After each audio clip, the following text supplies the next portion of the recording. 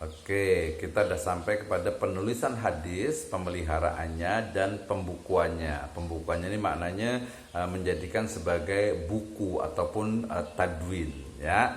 Nah, ini yang paling penting yang akan kita bahas. Pertama, hukum menulis hadis. Tadi saya sebutkan bahwasanya para ulama salaf dari kalangan sahabat, tabi'in, ya, berbeda pendapat tentang penulisan hadis karena tadi ada satu riwayat la taktubu anni ghairal Quran atau la taktubu anni siwal Quran. Jadi sebagian mereka tidak menyukainya, di antaranya adalah Abdullah bin Umar, kemudian Abdullah bin Mas'ud dan Zaid bin Sabit, ya.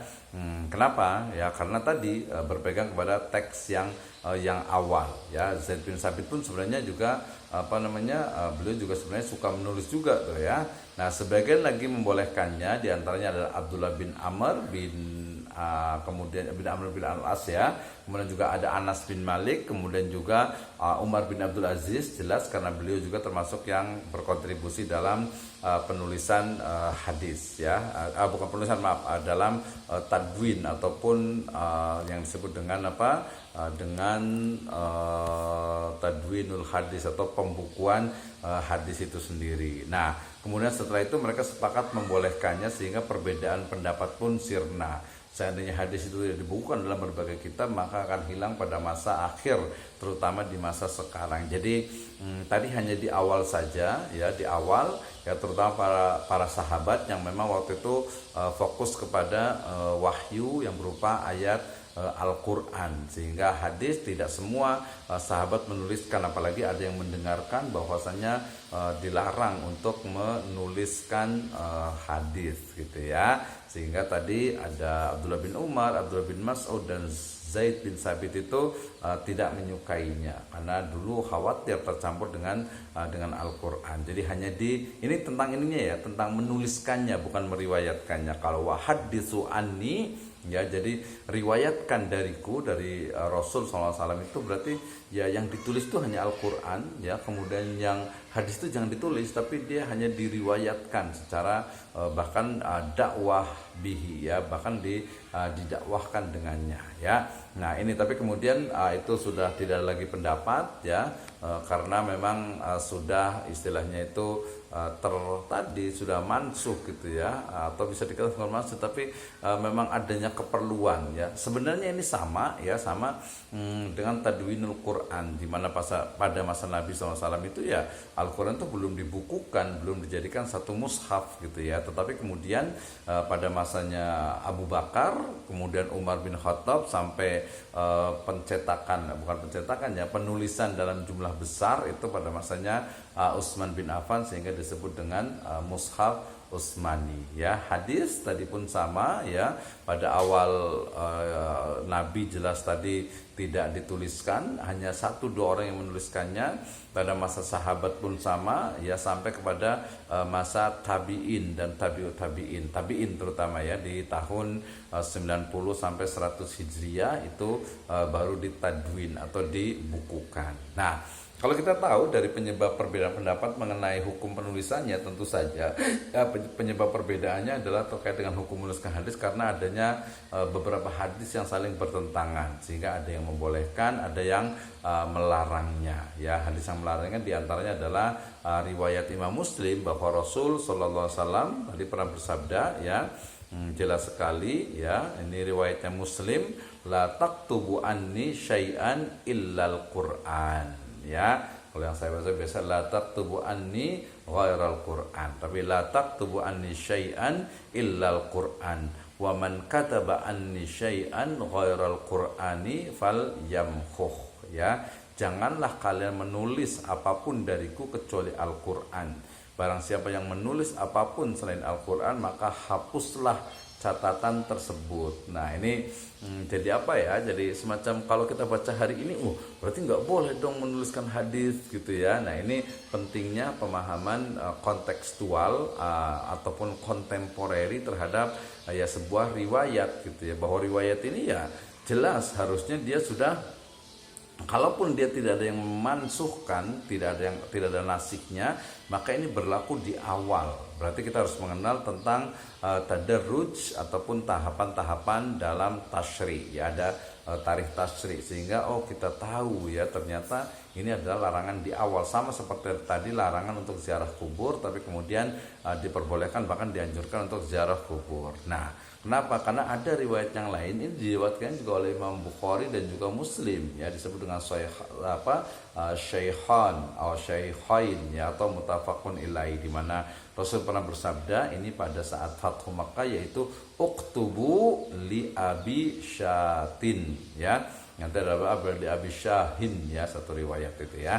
Nah, jadi tuliskanlah oleh kalian untuk Abi Syah. Ini ketika Nabi SAW itu berkhutbah kepada masa Fathu Makkah, kemudian ada Abu Syah ini, beliau agak sedikit kurang dari sisi hafalan ataupun ingatannya, sehingga kemudian Nabi memerintahkan kepada beberapa sahabat untuk menuliskan untuknya tadi yang diucapkan oleh Nabi, dan itu kan berarti jelas hadisnya. Jadi terdapat juga hadis lainnya membolehkan menuliskan hadis, ya, diantaranya ada izin yang diberikan kepada Abdullah bin Amr bin Al-As, ya, yang dikatakan ketika kenapa Anda itu menuliskan semua yang keluar oleh Nabi, gitu, ya.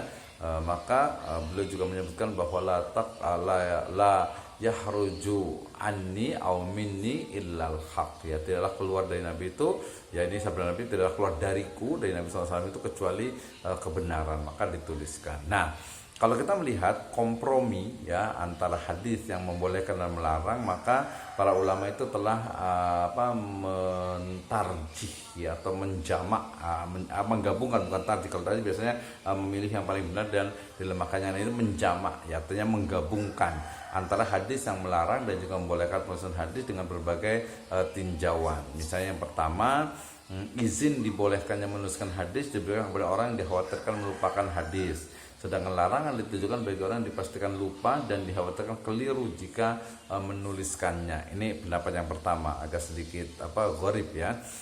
Kenapa? Karena memang dia seolah itu yang dikhawatirkan lupa hadisnya berarti ditulis. Kemudian kalau yang larangan itu juga bagi orang yang dipastikan lupa dan khawatir keliru jika menuliskannya. Ya, kalau menuliskannya ya bolehlah, bisa juga, gitu, ya. Yang kedua adalah sebagian lainnya berpendapat larangan muncul tatkala dikhawatirkan tercampurnya hadis dengan Al-Quran, kemudian datang izin untuk menuliskannya tatkala kondisinya terjamin. Dengan demikian larangan tersebut telah dihapus. Nah, dari dua pendapat ini saya tentu saja memilih pendapat yang paling banyak digunakan, yaitu pendapat yang B, yang kedua, yaitu larangan tentang menuliskan hadis itu adalah di awal, ya, ketika Al-Quran itu juga masih turun, sehingga dikhawatirkan akan tercampur antara Al-Quran dan hadis. Nah, ketika Al-Quran itu sudah dijadikan satu mushaf, ya, dan sudah sempurna, ya, maka kemudian hadis itu boleh untuk dituliskan. Dan ini kan terjadi tentu saja setelah masa Nabi SAW itu wafat, sehingga pada masa beliau dilarang karena khawatir bercampur tulisannya, ya, tulisannya itu dengan tulisan Al-Quran. Wallahu a'lam bisawab. Nah, kemudian berikutnya berarti apa yang harus dilakukan penulis hadis? Nah, ya, maka kalau yang memang menuliskan hadis, dia berarti betul-betul harus harus fokus, ya. Apa yang harus dilakukan? Jadi harus fokus mencocokkan perhatiannya terhadap pemeliharaan tulisan hadisnya, menuliskan penulisan syakal, ya, harokatnya sampai kepada titik yang menjaga keduanya dari percampuran, ya. Kemudian tidak juga membuat kesulitan tentang mengenai nama-nama rawi, ya, yang mungkin tidak dipahami baik sebelum atau setelahnya, dan tulisan itu juga berdasarkan kaidah tulisan yang populer, tidak membuat istilah khusus dan sebagainya. Ini dalam menuliskan hadis, ya. Pada masa lalu, kalau sekarang menulis hadis ya tinggal di copy paste saja, kita sangat mudah sekali, berbeda, ya. Nah, pencocokan dan tata cara penulisan. Jadi setelah menuliskan hadis, kemudian penulis hadis mencocokkannya dengan kitab asal gurunya, meskipun dia mengambil dari gurunya melalui jalan ijazah, ya. Jadi ini di awal penggunaannya. Nah, kemudian istilah dalam penulisan lafadz hadis tadi sudah saya sebutkan, ya, misalnya ada hadasana, ya, dengan kata-kata sana atau na. itu menunjukkan hadasana. Kalau akhbarona atau dengan ana atau arona, jadi ya karena juga biasa disingkat juga gitu ya, akhbarona itu arona, jadi akhbarona. Nah juga yang ketiga itu memindahkan sanad yang satu dengan sanad yang lain dengan singkatan H, yang baca mengucapkan H gitu ya. Jadi dia memindahkan sanad yang satu terhadap sanad yang lain dengan singkatan H yang bacanya mengucapkan H. Ini juga bisa digunakan. Nah, sudah menjadi kebiasaan juga membuang kata qala dan semacamnya yang terdapat di antara para perawi sanad. Hal ini dimaksudkan hanya untuk meringkas. Meski demikian, hendaknya si pembaca memperhatikan hadasana, misalnya gini, hadasana Abdullah bin Yusuf akhbarona Malik, maka hendaknya yang baca mengucapkan qala akhbarona Malik. Jadi kata qolanya itu dia ditiadakan karena udah jelas ya, karena hadasana Abdullah bin Yusuf akhbarona Malik. Jadi Abdullah bin Yusuf mengatakan bahwasanya telah menghabarkan kepada kami Malik gitu ya. Kemudian juga ada an Abi Hurairah qala ya, jadi maksudnya annahu dengan annahu qala. Jadi an Abi Hurairah qala atau annahu qala, yaitu biasanya kalau kata ada anna itu dia penguatan ya. Nah, kemudian perjalanan mencari hadis ini ceritanya sangat panjang sekali gitu ya, sangat panjang sekali bagaimana perjuangan para rawi itu dalam memperoleh hadis ya. Bayangkan dari mulai kita sebut ujung Afrika di Maghribi ya, sampai ke mana tuh, sampai ke Asia Tengah ya, Asia Tengah di Uzbekistan, di Kazakhstan, di Turkmenistan ya.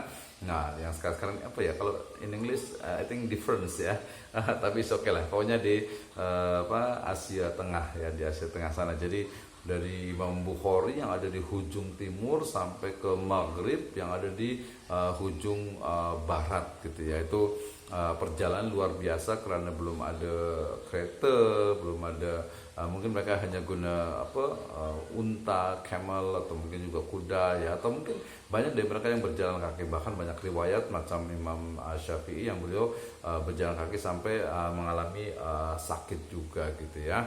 Ini perjalanan yang luar biasa